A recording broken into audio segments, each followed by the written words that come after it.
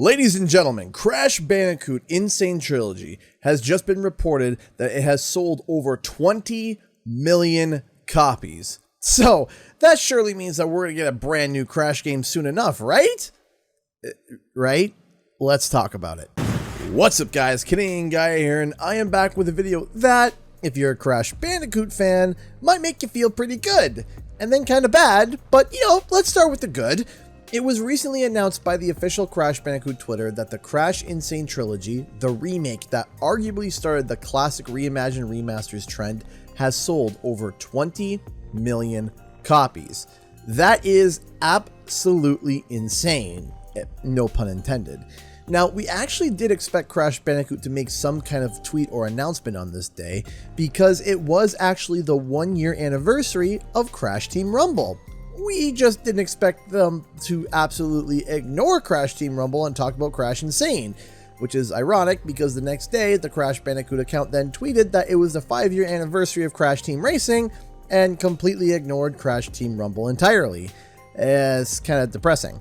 But Crash N Sane isn't the only Crash game that's garnered success, as Crash Bandicoot 4 It's About Time, which was a full-price title, was recently announced to have sold over 5 million units as well.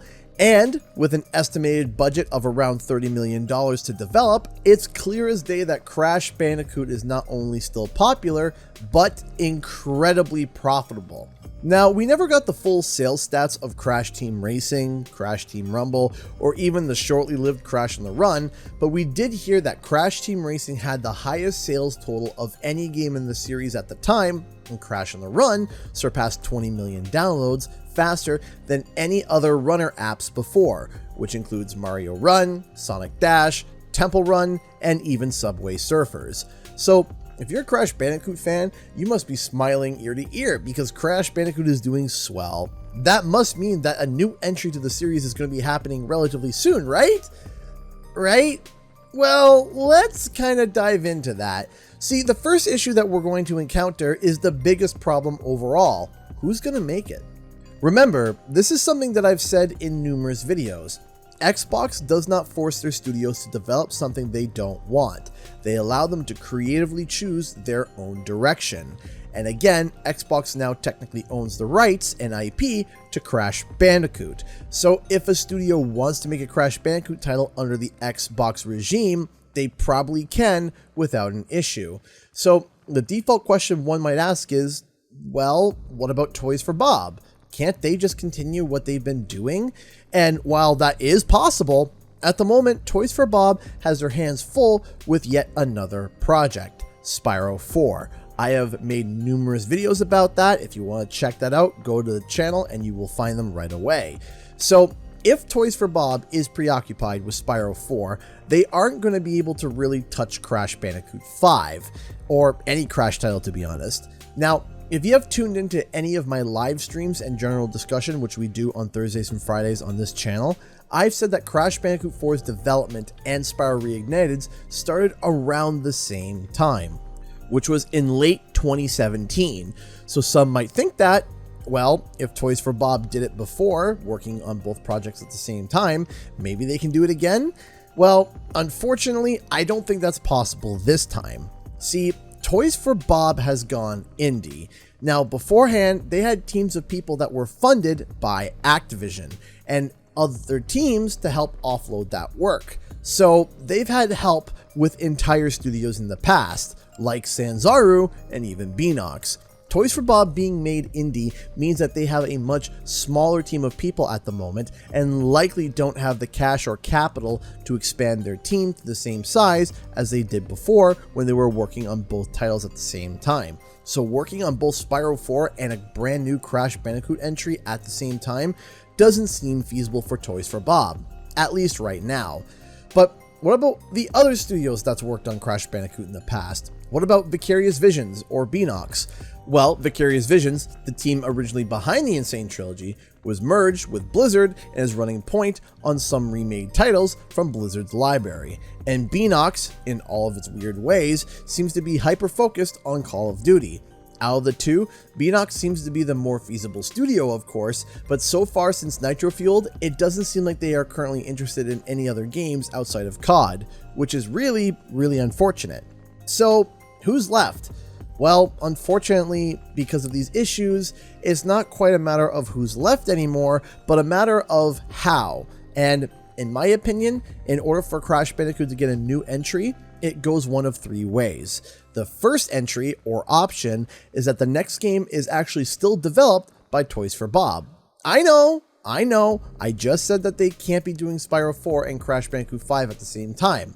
But what could happen is that right when development of Spyro 4 is starting to wrap up, Toys for Bob could shift right back to Crash Bandicoot. The positive to this is that a familiar studio who has a proven track record of success with this franchise would be handling it, but in a much better and better led environment.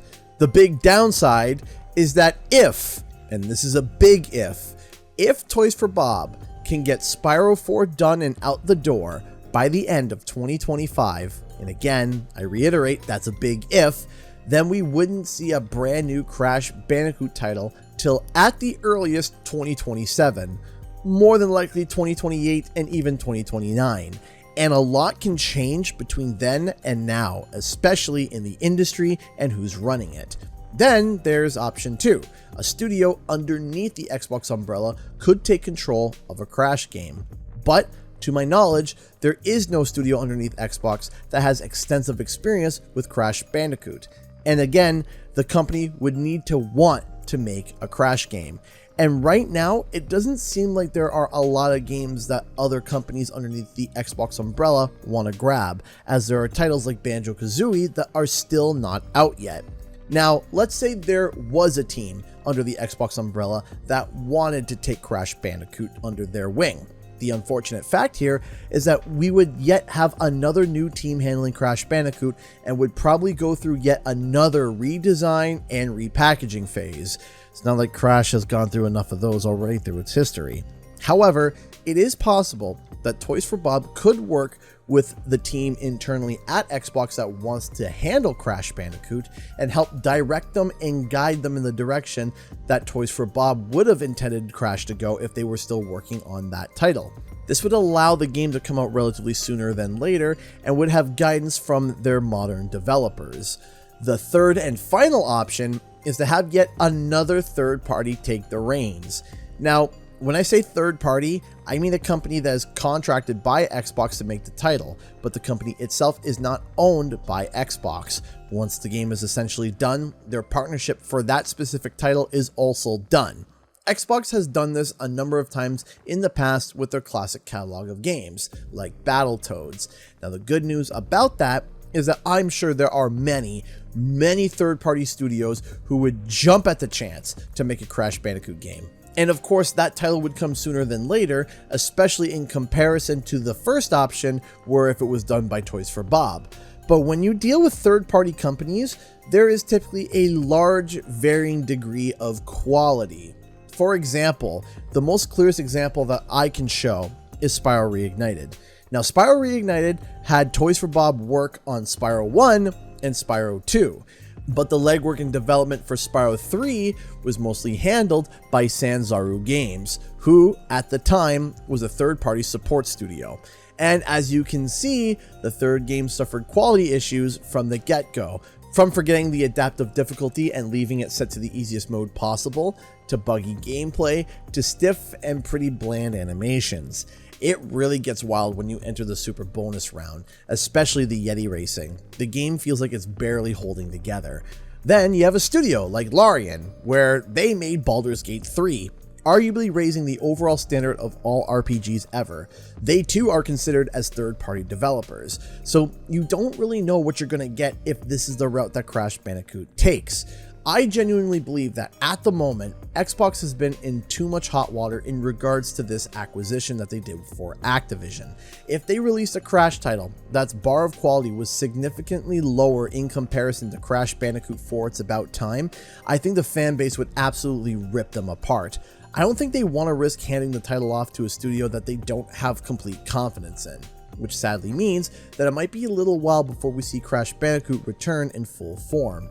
Now, while it kind of sucks we probably won't see Crash Bandicoot for a little bit, if we really take a step back and look at our history, Crash fans have gotten a lot recently. Since 2017, we have gotten 5 Crash Bandicoot titles across all platforms, 7 if you want to split up the Sane Trilogy, and based on the data, Crash Bandicoot makes a boatload of cash and still makes a splash when he arrives onto the scene.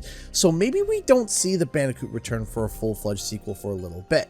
However, we might see a third-party spin-off from a different studio, like perhaps a Crash Team Racing 2. Now, I actually made a video about that before, going over what a brand new Crash Team Racing could look like. You could check that out here. Thanks so much for watching, everybody. Bye-bye!